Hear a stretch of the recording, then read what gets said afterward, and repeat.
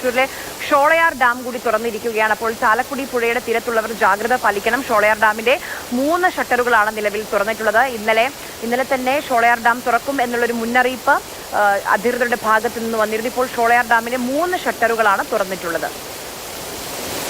Sholayar dam തുറന്നതിന്റെ ദൃശ്യങ്ങളാണ് കാണുന്നത്. അപ്പോൾ വളരെ പ്രധാനപ്പെട്ട 3 ഡാമുകൾ മലമ്പുഴ, ഷോളയാർ, ബാണാസുര സാഗർ 3 ഡാമുകളുടെ ഷട്ടറുകൾ തുറന്നിരിക്കുന്നു. മുൻകരുതൽ നടപടി എന്നുള്ള നിലയിലാണ്. ആശങ്കപ്പെടേണ്ട സാഹചര്യമൊന്നുമില്ല. 3 പുഴയിലും ആശങ്കാജനകമായ വിധത്തിലുള്ള ജലനിരപ്പ് ഇല്ല എന്നാണ് ഞങ്ങളുടെ പ്രതിനിധികൾ റിപ്പോർട്ട് ചെയ്യുന്നത്.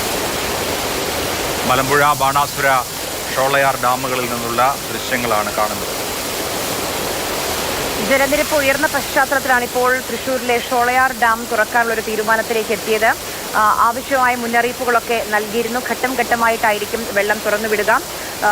ഈ തുറന്നുവിടുന്ന വെള്ളം പെരിങ്ങൽകുത്ത് ഡാമിലൂടെ ചാലക്കുടി പുഴയിലേക്കായിരിക്കും ഒഴുകിയെത്തുക.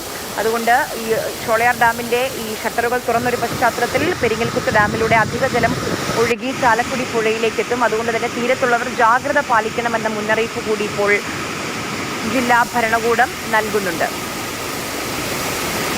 ഈ കാലവർഷത്തിൽ ഏറ്റവും കൂടുതൽ മഴ ലഭിച്ചത് ഇടുക്കി ജില്ലയിലാണ്. ഇടുക്കി ജില്ലയിൽ ശക്തമായ മഴയാണ് ഇന്നും പെയ്തുകൊണ്ടിരിക്കുന്നത്. മുല്ലപ്പെരിയാർ ഡാമിന്റെ ജലനിരപ്പ് ഉയർന്ന് 135 അടി ആയിട്ടുണ്ട്. 136 അടിയായാൽ സ്പിൽവേയിലൂടെ ജലം പെരിയാറിലേക്ക് ഒഴുക്കുകയും ചെയ്യും. ഇപ്പോൾ 135 അടിയാണ് ജലനിരപ്പ്. ഡാമിലേക്ക് എത്തുന്ന ജലം 5505 ഘനയടിയായി ഉയർന്നിട്ടുണ്ട്. തമിഴ്നാട് ഡാമിൽ നിന്ന് കൊണ്ടുപോകുന്നത് 1861 ഘനയടി ജലമാണ്.